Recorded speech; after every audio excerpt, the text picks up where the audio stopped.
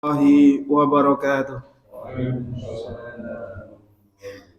Alhamdulillahi hamdan katsiran tayyiban mubarakan fih kama yuhibbu rabbuna wa yarda.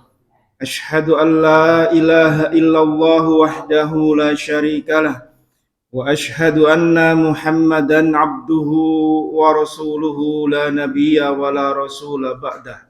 Allahumma salli wa sallim ala nabiyyina Muhammadin wa ala alihi wa sahbihi wa man tabi'ahum bi ihsanin ila yaumiddin.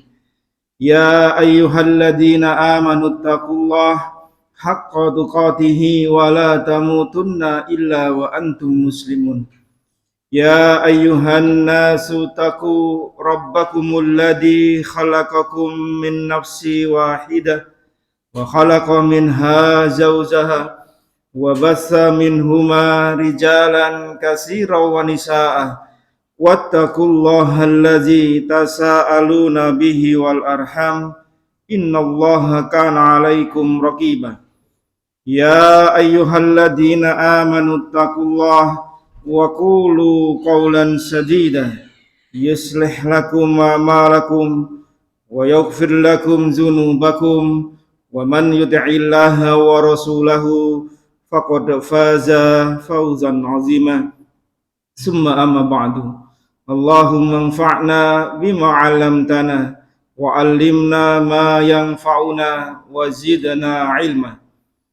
Alhamdulillah, pertama kita memuji Allah Subhanahu wa taala atas nikmat-nikmat yang Allah limpahkan kepada kita. Terkhusus Allah berikan kita nikmat iman, nikmat Islam, nikmat kita berada di atas agama Nabi sallallahu alaihi wasallam, serta nikmat di saat ini Allah kumpulkan kita di rumah di antara rumah-rumah Allah Subhanahu wa taala dalam kondisi sehat. Allah berikan kita nikmat luang waktu dan dimudahkannya kita untuk melaksanakan amal-amal soleh yang lain, yang semoga setiap nikmat-nikmat ini menjadi pemberat timbangan kita nanti di hari kiamat. Yang kedua, tidak lupa salam serta salawat untuk junjungan kita, qudwah kita, suri teladan kita, Nabi kita Muhammad sallallahu alaihi wasallam, serta keluarga, para sahabat, serta seluruh pengikutnya.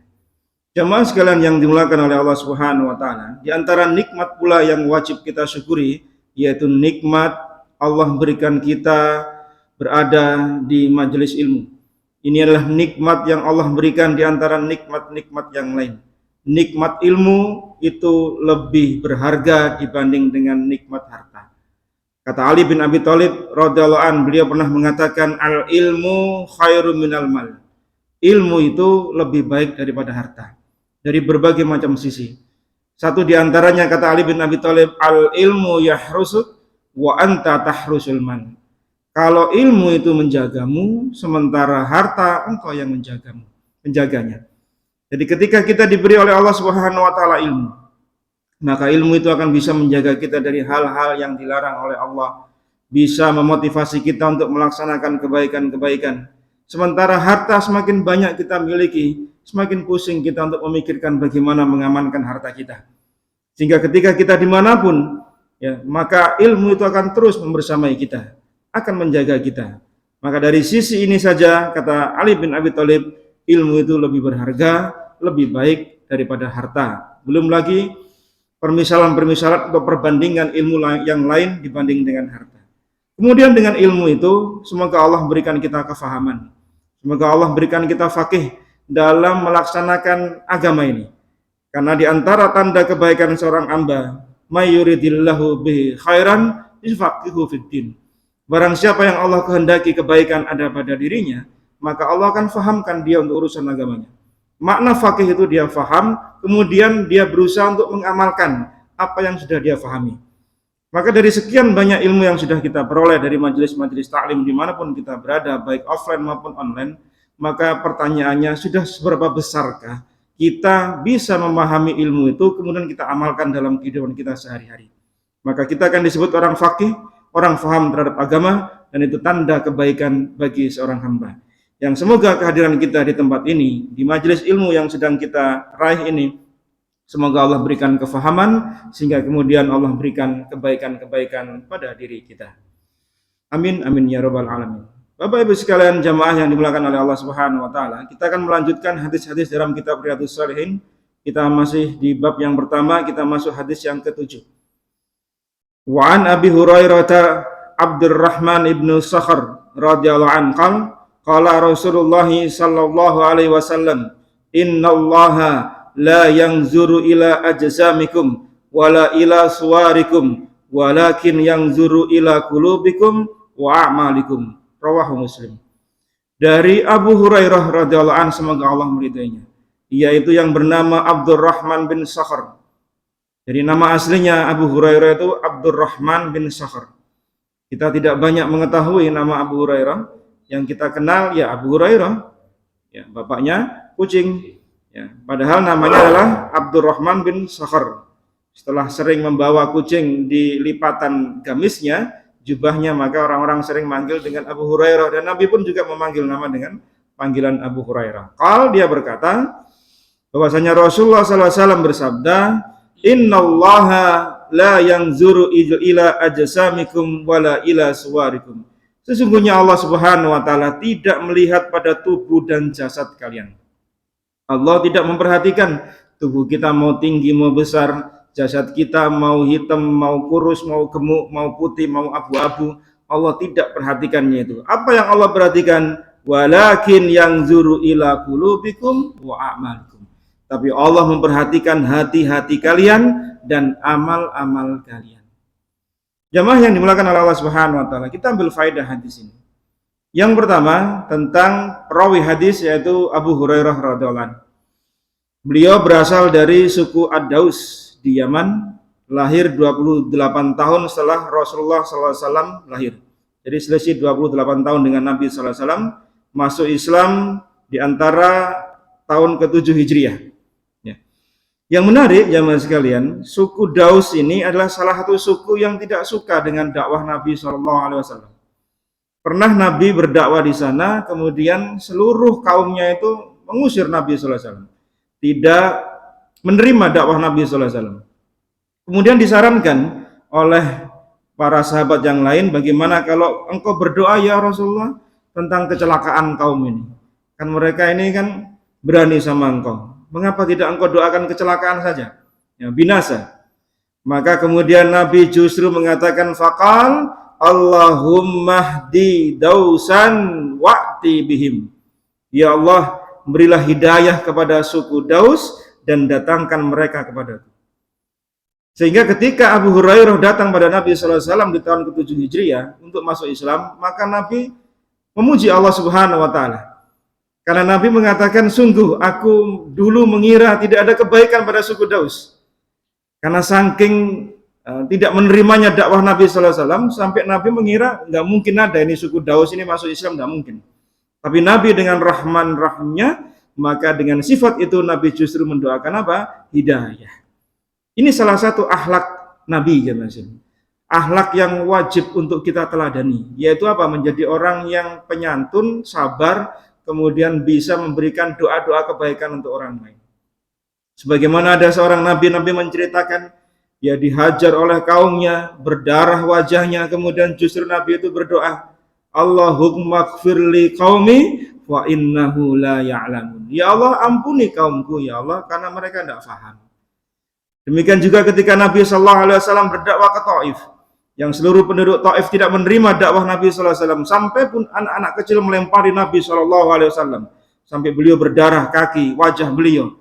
Maka kemudian datang malaikat Jibril dan malaikat yang menguasai 2 gunung di Mekah. Yang malaikat Jibril mengatakan pada Nabi SAW, ya Rasulullah, ini ada datang bersamaku malaikat penjaga gunung yang telah Allah utus untuk menimpakan gunung jika engkau mengizinkannya. Jadi gunung yang dikuasai oleh malaikat ini tinggal nunggu ACC-nya Nabi saja. Nabi bilang iya jatuh. Tapi tidak, kata Nabi SAW. Justru Nabi berdoa agar dari keturunan orang-orang Taif, ya, yaitu Bani Sakif, yang muncul adalah orang-orang generasi yang mentauhidkan Allah Subhanahu wa taala. Dan benar ketika Fathul Makkah di tahun ke-9 Hijriah, maka orang-orang Bani Sakif penduduk kota Taif masuk Islam. Andai saat itu Nabi mengiyakan apa yang menjadi tujuan malaikat pembawa gunung tadi untuk jatuh, ya jatuh, gunung habis Taif itu. Tidak bisa kita jumpai ketika kita sedang ziarah ke kota Taif, ya, habis dari kota Mekah kemudian plesir 2 jam perjalanan dari Mekah ke Taif, nggak akan jumpai itu Taif kayak batunya Jawa Timur. Ada kereta gantungnya, banyak gunung-gunung, banyak pohon-pohon yang banyak kabut pula. Bandingkan dengan kota Mekah yang panas, ya. Maka ini nikmat dari Allah Subhanahu wa taala, ya. Maaf, kota Madinah, ya. Nah, ini diantara akhlak Nabi SAW, yaitu beliau justru mendoakan agar dari suku Daus itu adalah ada orang-orang yang datang pada Nabi SAW. Maka kemudian Abu Hurairah masuk Islam, dan dengan keislaman yang baik, kemudian digantilah nama Abdurrahman bin Sakhar tadi. Dulu namanya bukan Abdurrahman bin Sakhar, ya. Tapi Nabi SAW memberikan nama kepada Abu Hurairah dengan Abdurrahman bin Sakhar. Ini nikmat. Jadi diantara sunnah adalah jika menjumpai sebuah nama yang kurang bagus dari sisi makna, itu boleh diganti. Walaupun tidak harus ganti di ijazah, terus apa lagi, di akte, karena repot nanti. Panggilan saja, karena itu doa. Nama itu doa aja, Mas. Maka sunnahnya memberi nama anak-anak kita pun juga nama-nama yang baik. Karena nama itu doa. Ketika kita panggil dia, berarti kita sedang mendoakan dia. Maka diantara nama yang paling baik kata Nabi sallallahu alaihi wasallam apa? Abdullah wa Abdurrahman.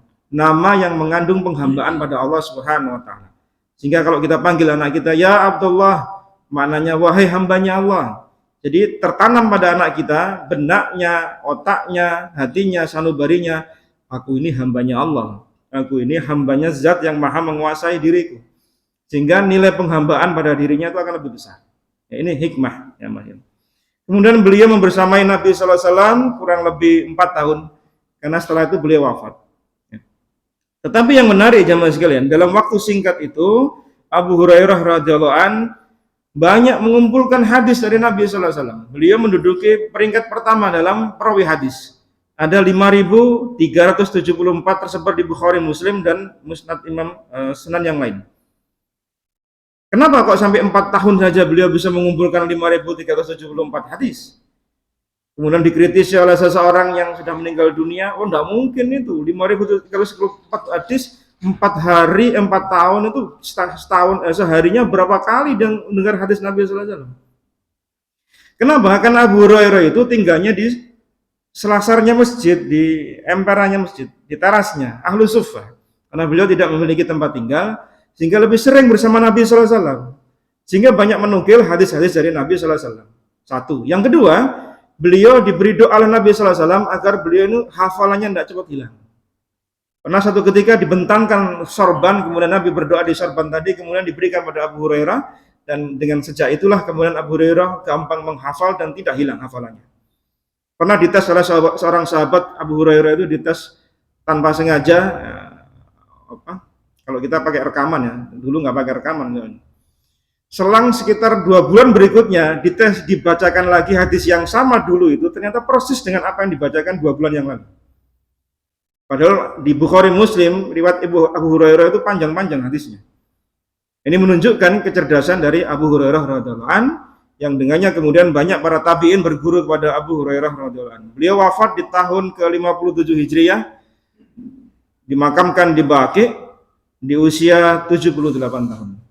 Ada satu peristiwa yang menarik di frasa kehidupannya Abu Hurairah radhiyallahu an tentang kisahnya dengan ibunya. Jadi ketika itu ibunya, ketika bersama dengan Abu Hurairah ke Madinah, maka ibunya ini masih belum masuk Islam. Tinggal di rumahnya Abu Hurairah bersama, kemudian belum masuk Islam. Tetapi ibunya ini sering mencaci maki Nabi sallallahu alaihi wasallam. Mencaci maki, yang ngolok-ngolok Islam, sudah habis-habisan. Padahal Abu Hurairah bersama Nabi terus selama 4 tahun itu. Membersamai Nabi, tapi ketika pulang ke rumah, ibunya selalu mencaci maki Nabi sallallahu alaihi wasallam. Junjungannya, kekasihnya Abu Hurairah radhiyallahu anhu. Maka bimbang antara sedih, antara marah, tapi juga ini ibunya kan bingung ya maksudnya. Ya, ada orang tua kita itu nyaci maki orang yang kita cinta misalnya gitu. Kita kan bingung posisinya. Ini Abu Hurairah ya maksudnya. cinta dengan Nabi, tapi di satu sisi ibu yang dia cintai, yang dia hormati, suka mencaci maki Nabi SAW. Maka kemudian menangislah Abu Hurairah datang pada Nabi SAW. Seraya menangis kemudian minta pada Nabi SAW, ya Rasulullah tolong doakan ibuku agar dia diberi hidayah oleh Allah Subhanahu Wa Taala. Ini sebuah akhlak yang luar biasa dari seorang anak, yang tidak pernah bantai ibunya, tapi minta doa. Ini mendoakan kebaikan untuk orang tua itu salah satu nilai bakti seorang anak. Maka kemudian Nabi SAW berdoa, Allahumma hdi ummi Abi Hurairah. Ya Allah, berilah hidayah kepada ibunya Abu Hurairah. Kemudian pulanglah Abu Hurairah radhiyallahu anhu. Sampai ke rumah, dia ketuk pintu. Kemudian ibunya mengatakan, tunggu wahai anakku, aku mau mandi dulu. Selesai mandi, kemudian Abu Hurairah dipersilakan masuk. Kemudian apa yang terjadi jemaah sekalian? Ibunya bersahadat di hadapan Abu Hurairah radhiyallahu anhu. Masuk Islam ibunya. Subhanallah jemaah sekalian. Bagaimana ya ketulusan hati seorang anak, kemudian ijabahnya doa Nabi SAW, ya, diijabahi doanya Nabi SAW. Ya Allah, berilah hidayah kepada ibunya Abu Hurairah. Masuk Islam ibunya jemaah sekalian. Apa yang terjadi? Kemudian Abu Hurairah datang lagi pada Nabi SAW dalam kondisi nangis. Kalau yang pertama nangisnya karena sedih, ibunya suka nyaci maki Rasulullah SAW, orang yang dia cintai. Balik nangis yang kedua karena apa? Terharu, gembira, ya, sukacita karena masuk Islamnya ibunya. Kemudian minta lagi doa pada Nabi SAW, ya Rasulullah doakan aku dengan ibuku. Kemudian Rasulullah SAW berdoa di Sahih Muslim nomor 2491.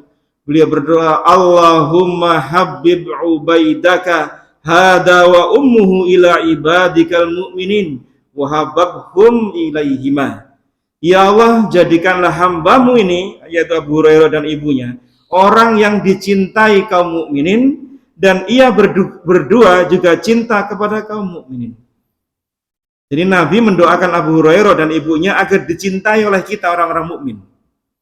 Berarti pemahamannya adalah orang yang tidak mukmin nggak akan mencintai Abu Hurairah. Karena Nabi mendoakan Abu Hurairah dicintai orang-orang mukmin. Berarti yang mencintai Abu Hurairah siapa? Ya hanya orang-orang mukmin. Orang-orang yang beriman pada Allah Subhanahu Wa Taala. Panjenengan nate ngertos napa mboten sih Abu Hurairah? Nggak mboten nate kepanggih no. Tapi seringkah kita dengar Abu Hurairah disebut? Iya. Ini doa Nabi SAW. Mohon pada Allah agar orang-orang mukmin mencintai Abu Hurairah dan ibunya serta Abu Hurairah mencintai orang-orang mukmin. Karena kalau cinta itu bertepuk sebelah tangan kan tidak enak jemaah sekalian. Ya, mungkin panjenengan pernah mencintai seseorang terus bertepuk sebelah tangan gitu ya. Kalau sama pasangan sekarang kan enggak ya, sudah bertepuk dua-duanya. Mungkin dulu ada orang gitu yang mencintai kita nggak cinta dia, atau sebaliknya gitu. Itu enggak enak aja. Nah, ini Abu Hurairah itu didoakan oleh Rasulullah, dicintai orang mukmin dan mereka pun mencintai orang mukmin. Jadi keduanya saling cinta, mencintai. Fama khuliqu mu'minun yasma'u bi wala yazani illa habbani.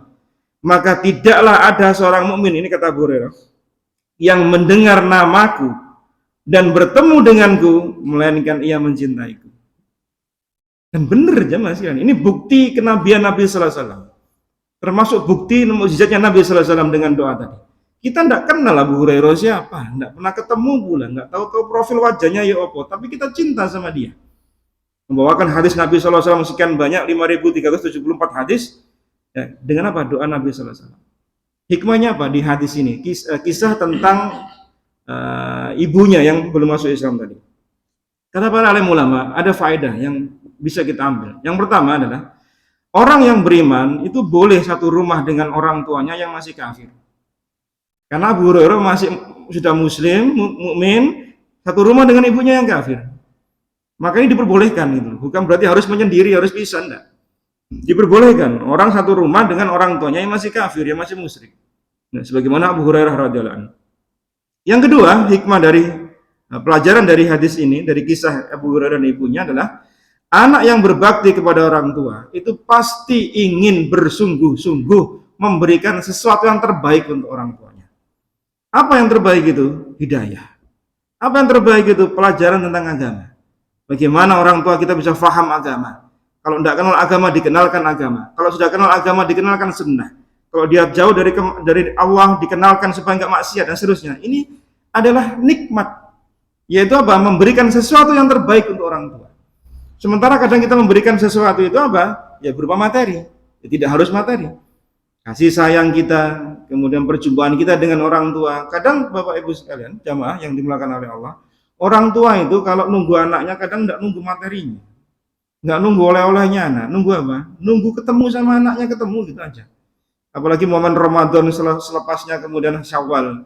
Apa yang ditunggu orang tua? Ya nunggu ketemu anak-anaknya, nunggu ketemu cucu-cucunya, kan begitu. Hatta pun mereka nggak bawa apa-apa. Sudah senang orang tua ini. Maka bagaimana kalau kemudian seorang anak yang soleh sebagaimana Abu Hurairah radhiyallahu anhu memberikan dakwah pada ibunya. Abu Hurairah itu tidak berhenti mendakwai ibunya, tapi ibunya tetap mencaci maki Nabi sallallahu alaihi wasallam, tetap mencaci maki Islam, tapi Abu Hurairah nggak pernah berhenti. Nggak pernah dibalas dengan cacian yang serupa, tapi terus mendakwai ibunya. Tapi toh hidayah ada di tangan Allah Subhanahu wa taala. Maka jangan pernah jamaah sekalian meminta hidayah pada Allah Subhanahu wa taala. Walaupun kita sudah sekarang beragama Islam, mengaku kita beriman pada Allah, alhamdulillah, tapi jangan pernah berhenti minta hidayah pada Allah Subhanahu wa taala. Karena hidayah itu bukan hadiah. Hidayah itu harus dikejar. Hidayah itu harus diperjuangkan. Loh, kan kita sudah masuk Islam, Ustaz. Kenapa harus minta hidayah? Apakah kita sesat? Tidak jawabannya. Karena hidayah yang diminta orang yang sudah beriman itu tambahan agar dia tambah untuk hidayahnya. Maka ketika kita meminta pada Allah ihdinas siratal mustaqim, setiap hari 17 kali minimal dalam sehari, itu kata para alim ulama mengandung tiga kemungkinan. Yang pertama, kalau orang itu sesat dari jalannya Allah, dia lalai dari jalannya Allah, banyak melakukan kemaksiatan, kemungkaran, yang banyak meninggalkan kewajiban-kewajiban, maka ketika dia berdoa dalam sholatnya, ihdinas siratal mustaqim, ya Allah tunjuki aku jalan yang lurus. Maknanya Pak, ya Allah aku sesat ya Allah, aku lalai dari jalanmu, maka tunjukkan aku jalan yang lurus. Bagi kemungkinan bagi orang yang sesat, orang yang jauh dari jalannya Allah, ihdinas siratal mustaqim di sholat dia, itu bermakna dia mohon pada Allah agar diberi jalan yang lurus. Makna yang kedua, kalau dia sudah ada di jalan yang lurus, maka perkataan ihdinas siratal mustaqim maknanya apa? Agar dia diberi keistiqomahan di atas jalan tadi. Ya Allah, aku sudah ada di jalanmu ya Allah. Aku sudah di salat 5 waktu, aku sudah puasa, aku sudah zakat dan seterusnya. Maka istiqomahkan aku ya Allah di jalanmu.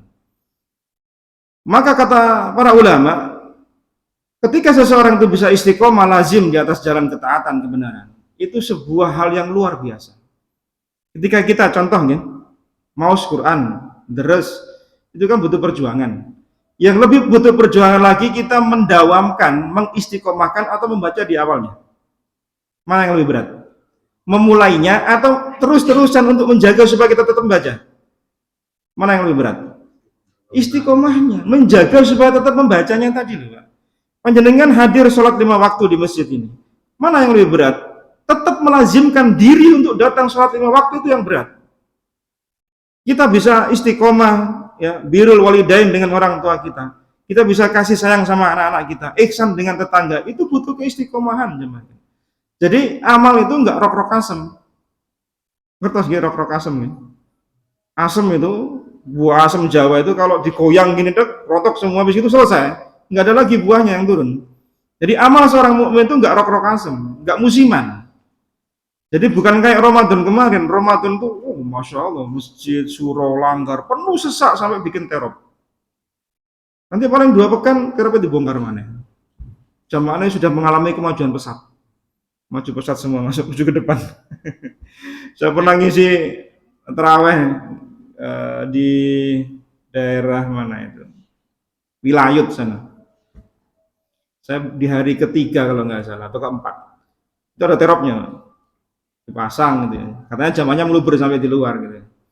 Terus saya datang lagi hari ke-16 kalau nggak salah. Itu tapnya dibongkar. Loh, kenapa dibongkar Pak? Jamanya kosong saat di teros, masuk semua ke dalam. Loh, dua pekan jamanya kan? Nggak sampai 2 pekan masanya hari ketiga kok. Bayangkan. Padahal masjid itu ya tetap untuk bisa dipenuhi gitu loh.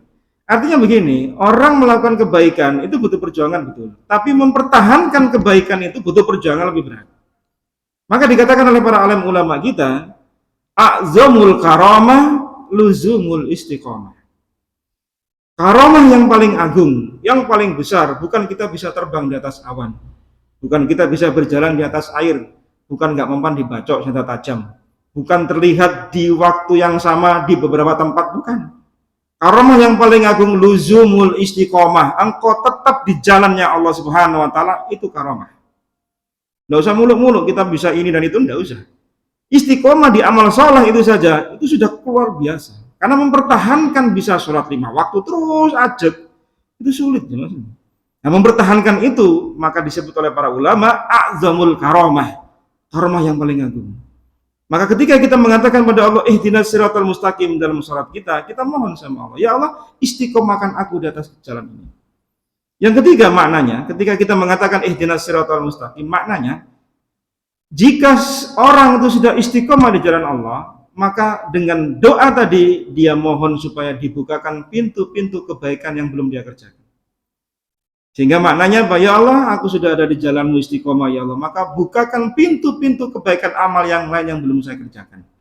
Sehingga ketika seseorang itu sudah istiqomah di satu amalan, maka dia akan mudah melakukan amal yang lain. Kenapa? Allah bukakan pintu-pintu kebaikan yang lain. Dia mudah ya mengakses kebaikan yang lain. Dia mudah untuk berbuat baik pada tetangga, pada teman dan seterusnya. Kenapa? Dia melazimi satu amal yang dia istiqomah. Kemudian Allah bukakan pintu kebaikan amal yang lain. Dia jalani satu lagi, dibuka lagi berikutnya. Itu pasti. Tapi kalau orang itu nggak istiqomah, jangankan yang banyak dibuka, wong satu aja dia nggak istiqomah. Kadang sholat jamaah, kadang enggak. Kadang sodako off 2 bulan. Ya. Kadang baca Quran off 1 tahun. Nanti lagi baca lagi mau Ramadan. Ya seperti ini kan butuh keistiqomahan jamaah. Nah, maka meminta hidayah apalagi anak pada orang tua ini suatu hal yang lazim dan pasti harus kita kerjakan. Ya. Yang ketiga, di antara pelajaran kisah tentang Abu Hurairah dan ibunya ini adalah hal yang tidak boleh dilupakan, yaitu mendakwahi orang-orang terdekat kita. Kita sering mendakwahi orang lain gitu ya. Tetapi kadang lupa mendakwahi keluarga dekat. Istri, anak, ayah, ibu, kerabat dekat kita. Maka ini sasaran kita mestinya. Kita ini jangan kayak mercusuar yang menerangi yang jauh tapi gelap di bagian bawah. Ya. Maka ini juga PR besar bagi kita semua termasuk yang berbicara ini, agar kita lebih fokus pula untuk keluarga. Dakwai istri, anak-anak, kerabat dekat kita. Siapa yang ada di rumah kita, yang paling dekat dengan kita. Ya, mungkin kemudian melebar ke tetangga, kanan kiri dan seterusnya. Ini kebaikan untuk kita aja Mas. Nah, kemudian pelajaran yang keempat, bahwasanya menunjukkan bolehnya meminta doa untuk diberikan hidayah. Kalau meminta rahman itu tidak boleh. Meminta ampunan tidak boleh. Yang boleh itu mintakan hidayah. Jadi kalau untuk orang kafir itu memintakan hidayah itu boleh. Kalau supaya dia diberi rahmat, diberi ampunan tidak boleh. Tapi kalau hidayah boleh. Sebagaimana Nabi SAW ketika di awal-awal Islam, beliau berdoa pada Allah, ya Allah, kuatkan Islam ini dengan 2 di antara hambamu, yaitu kalau enggak Abu Jahal, ya Umar bin Khattab. Anaknya Ibnu Umar menceritakan hadis ini di Bukhari, kemudian ternyata Allah memberikan hidayah kepada ayahku. Maka sejak itu kemudian Islam bisa lebih berani untuk menampakkan jati dirinya di Mekah. Ini menunjukkan bahwasanya boleh minta hidayah pada Allah pada orang kafir agar diberikan hidayah, maksud saya. Ternyata Allah memilih Umar bin Khattab untuk masuk Islam. Umar masuk Islam itu menjadi orang ke-12 kalau nggak salah atau ke-16. Jadi jumlahnya masih minoritas di Mekah itu. Dan itu boleh ya memintakan doa hidayah kepada orang kafir. Yang berikutnya faedah pelajaran di hadis ini, kisah ibunya dengan Abu Hurairah adalah orang yang mengaku beriman pada Allah, maka seharusnya dia mencintai nabinya Abu Hurairah dan ibunya. Berarti sebaliknya, orang yang tidak beriman tidak akan mencintai para sahabat. Nah, sebagaimana orang-orang ya yang munafik yang menaruh kebencian pada para sahabat Nabi SAW. Yang berikutnya di antara faedah pelajaran kisah ini adalah mandi untuk orang yang masuk Islam itu dikerjakan sebelum membaca syahadat. Jadi mandi dulu baru baca syahadat. Ibunya Abu Hurairah mandi dulu baru baca syahadat. Bukan syahadat dulu baru mandi, enggak. Tapi ini kata para ulama sebagian itu fleksibel. Kadang boleh mandi dulu, kadang boleh baca syahadat dulu. Tapi berdasarkan kisah ini, ibunya itu mandi dulu baru baca syahadat. Kemudian yang berikutnya, bolehnya menangis karena sedih, gembira atau bahagia. Jadi nggak disebut cengeng ya Mas. Laki-laki kok nangisan. Tapi kalau tiap hari nangis terus ya perlu dipertanyakan, lanang kok nangisan ini ya. Tapi Nabi itu pernah menangis kok. Tapi nangisnya ya karena sebab tertentu gitu ya. Bahkan karena Nabi nangis itu pernah ada sahabat itu heran gitu. Nabi kok nangis? Ya Rasulullah Anda nangis gitu. Karena melihat kok air mata Nabi nangis sambil ketika itu ada cucunya di pangkuan Nabi yang sedang nazak, sedang akan meninggal dunia. Kemudian Nabi menangis, sedih. Ya wajar lah seorang kakek ada cucunya sedang sakaratul maut, sakit, sedih ya wajar. Tapi sahabat-sahabat itu merasa heran aja gitu loh, kok Nabi kok nangis gitu. Bayangannya Nabi mungkin nggak boleh nangis gitu mungkin ya.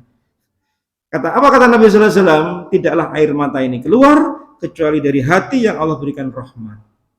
Jadi di antara tanda kebaikan seorang hamba, jamaah sekalian, itu dia mudah tersentuh dengan satu hal yang sifatnya itu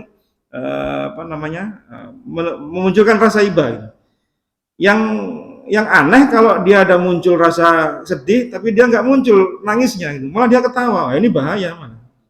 Orang tuanya meninggal dia ketawa. Wah jangan-jangan dia pengen warisan ini. Jadi nangis itu wajar lah. Yang nggak boleh itu kalau geruk-geruk, gulung-gulung dia nggak boleh gitu aja ya. Mentur-menturkan kepala, ngorbek-ngorbek baju, nampar-nampar pipit yang nggak boleh. Kalau nangis-nangis biasa, lumrah Mas. Ya, biasa seperti itu. Para sahabat ketika Nabi SAW di hadisnya Utbah bin sahabat Utbah itu pernah beliau menyampaikan satu nasihat yang mereka para sahabat merasa ini nasihat yang terakhir kali dan meneteskan air mata mereka. Nah, seperti itu biasa di kalangan para sahabat. Ini menunjukkan ada kelemah lembutan dalam hati seseorang. Ya. Hati kita ini jangan jadi kayak batu ya Mas. Batu itu aja kalau kena air bisa hancur kok. Masa hati kita yang bukan dari batu nggak bisa hancur, nggak bisa lembut maksud saya. Ya. Maka kalau panjenengan gampang terenyuh itu mudah-mudahan ini rahmat dari Allah Subhanahu Wa Taala. Ya. Yang kedua, pelajaran dari hadis ini adalah ganjaran suatu amal itu dapat dilihat dan digapai dengan apa yang bersumber pada hati. Semakin ikhlas seseorang, maka akan semakin besar ganjaran pahalanya. Karena Allah tadi mengatakan apa? Kata Nabi sallallahu alaihi wasallam, "Walakin yanzuru ila qulubikum wa amalikum." Allah melihat itu pada hati-hati kalian dan amal-amal kalian. Sebagian riwayat menyebutkan hanya qulubikum. Tapi tidak melihat di sana ada hadis pula yang ada tambahan wa amalikum. Sehingga ketika dipotong di qulubikum, maka ini yang salah kaprah. Salah kaprahnya apa? Mereka mengatakan, "Loh, Allah kan cuma lihat hatinya, yang penting hatinya api." Nah, ini nggak boleh. Hati itu keselarasannya ada pada amal lahir. Maka jangan kemudian dipotong pada hadis itu saja, karena ada hadis tambahan lagi wa amalikum di hadis ini, di Muslim ini ada tambahan wa amalikum. Sehingga Allah melihat pada hati kalian dan amal-amal kalian. Kalau dipotong sampai a'maluk ulubukum saja, maka orang akan gampang mengatakan, "Oh, yang penting kan aku api. Yang penting kan niatku api." Padahal amalnya lahiriahnya salah gitu. Saya kasih contoh. Panjenengan pasti tahu tentang kisah Robin Hood. Kertas ya, kalau panjenengan lihat TV atau baca gitu, ada lah kisahnya berseri-seri bahkan di berbagai versi banyak lah. Apa yang dia lakukan apa? Mencuri dari orang-orang kaya. Terus diapakan? Dibagikan. Jadi pahlawan tidak? Jadi pahlawan bagi orang-orang fakir, bagi orang-orang duafa dia pahlawan. Caranya benar atau salah? Salah. Tapi mereka mengatakan, "Loh, yang penting kan api niati." Nah, ini bahaya ya Mas kan. Kalau kita berhenti pada niat saja, itu salah. Karena niat itu keselarasannya pada amal. Maka di hadis ini Nabi SAW tambahi kalimatnya dengan wa a'malikum. Jangan hanya mengatakan, "Oh, yang penting kan hatinya api." Macam enggak hijaban enggak apa-apa. Yang penting hatinya api. Loh, salah aja Mas kalian.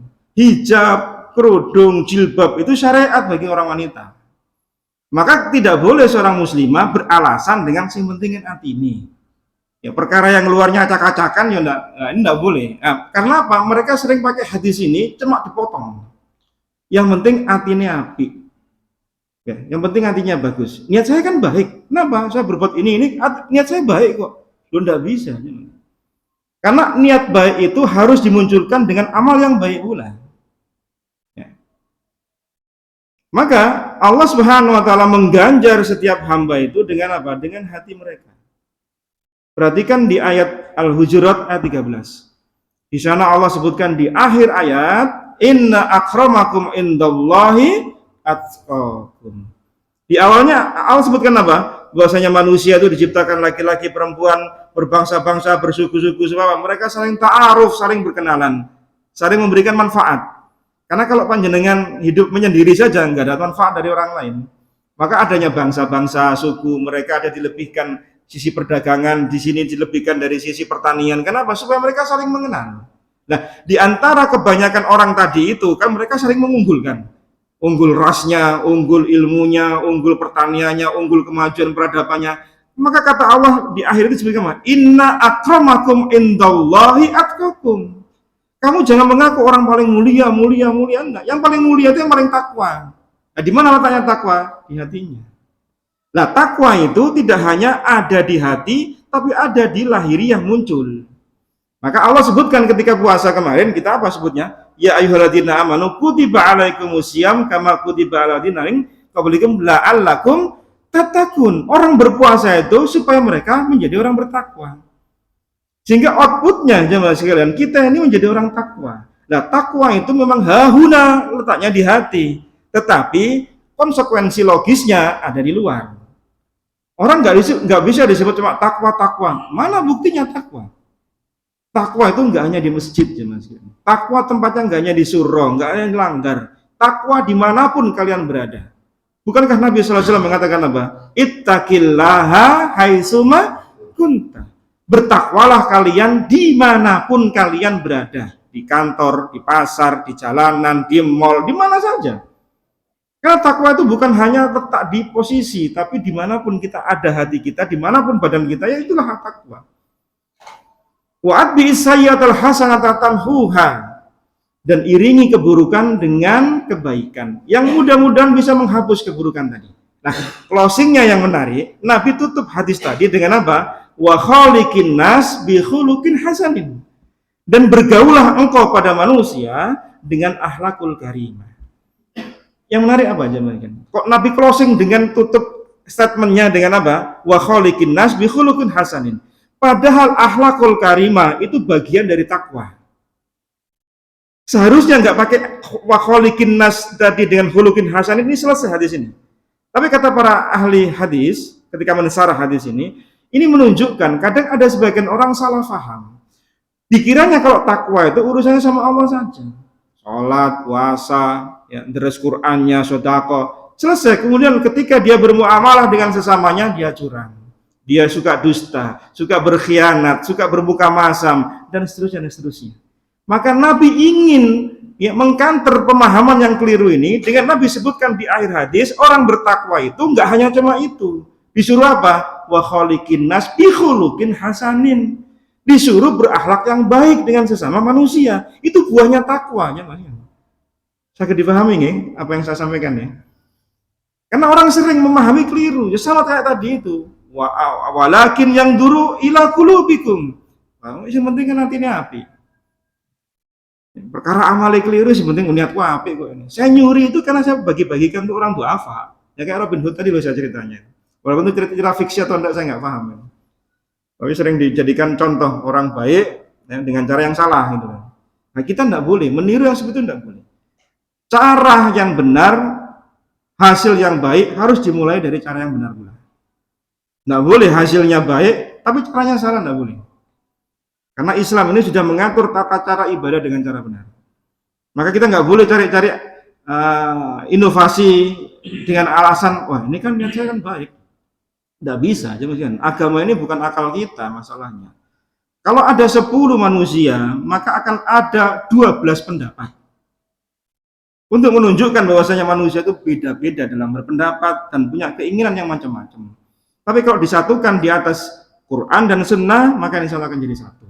Siapapun orangnya, dimanapun dia berada, di tempat manapun dia, organisasi apapun, kalau Quran Sunnah jadi panduan, maka insya Allah akan sama. Maka panduannya apa tadi? Yaitu inna akramakum indallahi atqakum. Yang paling mulia di antara kalian yang berbangsa-bangsa, beras, ada yang suku hitam, yang rambutnya keriting, ada yang bulir. Itu gak ada semuanya. Yang mulia apa? Takwanya aja mas. Maka hadis ini sangat mulia. Kata para ulama termasuk bagian dari dasar-dasar Islam. Karena mengajarkan kepada kita agar ketika beramal itu tidak hanya melihat pada sisi yang sifatnya dohir saja, hati saja. Tapi dohir pun juga menjadi korelasi dari hati kita. Coba kita perhatikan. Ada sebuah hadis ini menarik. Di Abu Dawud nomor 796. Dengan sanad hasan. Nabi SAW menyebutkan tentang pahala orang yang habis sholat. Innar rajul la yang sarifu wa ma kutiba lahu illa usrun salatihi tus'uha sumunuha subuha sudusuha khumusuha rubuha sulusuha nisfuha. Sesungguhnya seseorang ketika selesai sholat, tadi sholat berjamaah kita ini, dari sholatnya hanya tercatat baginya 1/10, 1/9, 1/8, 1/7, 1/6, 1/5, 1/4, 1/3 sampai setengah pahala sholat. Padahal imamnya podo, jamaahnya gerakannya sama, ya barisnya juga sama. Tapi ternyata masing-masing orang pahalanya tidak sama. Padahal gerakannya sama loh, dari Allahu Akbar sampai takbir. Tapi kenapa Nabi sebutkan setiap orang sesungguhnya selesai sholatnya dia tercatat ada yang 1/10, ada yang 1/9 sampai setengah. Untuk dapat satu utuh pahala itu susah. Ini menunjukkan bahwasanya korelasi antara hatinya, kenapa? Tidak ikhlas, tidak khusyuk bisa jadi. Sholat betul badannya di masjid, tapi pikirannya masih di kantor.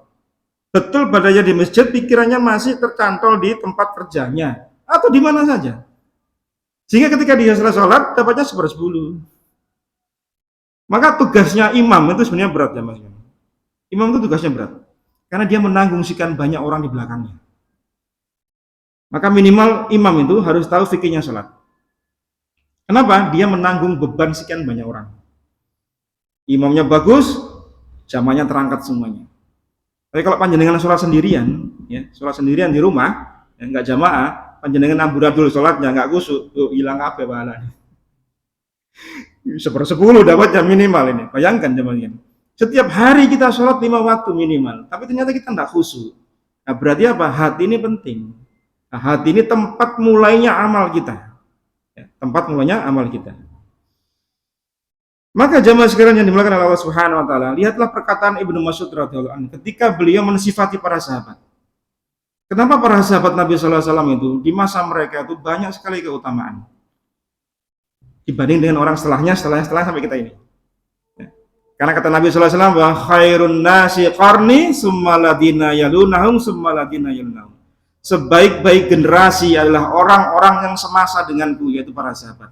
Setelah itu yang setelahnya para tabiin, muridnya sahabat. Ya setelahnya itu lagi yaitu muridnya para tabiin, yaitu tabiut tabiin. Perhatikan perkataan Ibnu Mas'ud. Mengapa para sahabat itu kok mulia? Yaitu kata beliau sallallahu alaihi wasallam radhiyallahu an, "Innallaha nazara fi qulubil ibad, fawajada qalba Muhammadin sallallahu alaihi wasallam khaira qulubil ibad." Sesungguhnya Allah Subhanahu wa taala memperhatikan hati hamba-hambanya. Kemudian Allah dapati hatinya Muhammad sallallahu alaihi wasallam adalah hati yang paling baik di antara hati hamba-hambanya.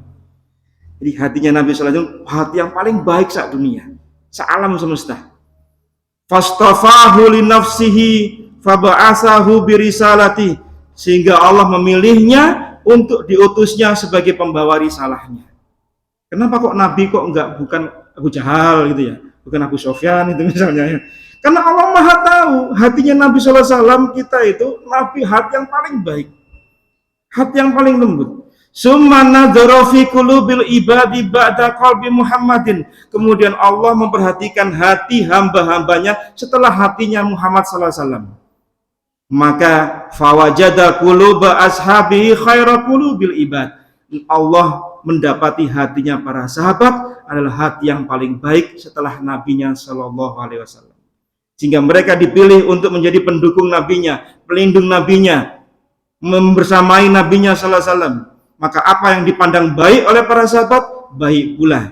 Dan apa yang dipandang buruk oleh para sahabat, buruk pula di sisi Allah Subhanahu wa taala. Kenapa? Baiknya hati mereka. Sebagai penutup, saya ingin sampaikan sebuah nasihat. Kalau kita ingin apa yang kita sampaikan, yang kita kerjakan senantiasa membawa berkah kebaikan dan diterima oleh Allah Subhanahu wa taala, bersihkan hati kita. Karena hati ini wadah dari kita menerima ilmu, dapat hidayah. Ibaratnya sebuah mutiara. Kalau mutiara itu ingin aman, ditaruh di mana? Ditaruh di tempat yang terlindungi, kaca mungkin anti peluru. Nggak akan ditaruh di tempat sampah. Mutiara yang bagus ditaruh di tempat sampah nggak bernilai. Ilmu juga demikian, ilmu itu berharga, maka taruhlah di tempat yang berharga pula. Cawannya apa? Wadahnya, hati kita. Maka supaya kita bisa mendapatkan berkah dari ilmu yang kita peroleh, kemudian menjadi manfaat untuk amal kita, menjadi amal yang saleh di sisi Allah, maka bersihkan hati kita dulu. Dari dua, syubhat dan syahwat. Syubhat itu apa? Kesamar-samaran dalam beragama, kerancuan dalam berpikir. Kalau salah-salah ini bener apa enggak? Maka cari ilmu kuncinya. Kemudian yang kedua syahwat, kecenderungan pada kemaksiatan. Maka kuncinya apa? Ilmu pula. Maka yang kedua inilah yang menjadi kerusakan, sumber kerusakan di atas muka bumi ini. Maka ketika Nabi SAW menyebutkan jika seorang hamba menikah, maka dia telah menyempurnakan separuh agamanya. Maka silahkan kalian bertakwa pada sisanya. Apa rahasianya? Kok orang menikah itu, panjenengan sudah menikah, itu separuh agamanya sempurna, Pak. Tinggal separuh lagi disuruh nyempurnanain. Kenapa? Karena orang menikah sudah sempurna syahwatnya. Berarti apa yang kurang? Syubhatnya. Nah, disuruh cari ilmu. Orang sudah menikah, berkeluarga, tidak boleh dia kosong dari ilmu. Karena berkeluarga itu ibadah paling panjang dalam kehidupan kita. Didik anak, didik istri, butuh ilmu. Panjenengan nggak berilmu, bagaimana bisa didik anak sama istri? Nah, semoga Allah jadikan hati-hati kita ini menjadi hati yang senantiasa ikhlas karena Allah Subhanahu wa taala. Semoga Allah berikan kita keistiqomahan beramal dan semoga Allah wafatkan kita di atas husnul khatimah. Allahu a'lam bishawab. Barakallahu fikum, jazakumullah khair. Mohon maaf jika ada yang kurang. Kita akhiri dengan doa. Subhanakallahumma bihamdika asyhadu an la ilaha illa anta astaghfiruka wa atubu ilaik. Wa sallallahu ala nabiyyina Muhammadin walhamdulillahi rabbil alamin. Assalamualaikum warahmatullahi wabarakatuh.